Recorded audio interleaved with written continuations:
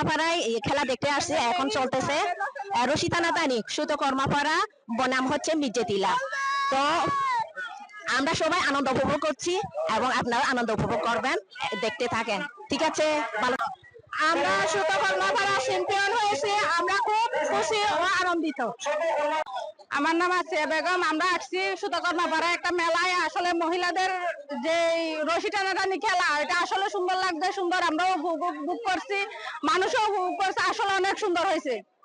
বিজুর উপলক্ষে এটা আমাদের একটা মানে চাকমাদের পাহাড়িদের ঐতিহ্য, মারমা, ত্রিপুরা, চাউতাল এবং এই চাকমা, আবার এখানে বাঙালিরা অংশগ্রহণ মানে আসে।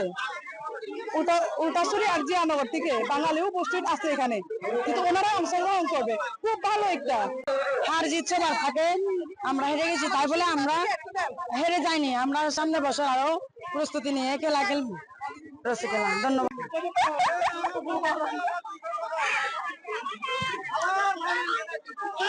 খেলা দেখতে আসছি, ধরি টানাটানি অনেক ভালো লাগলো।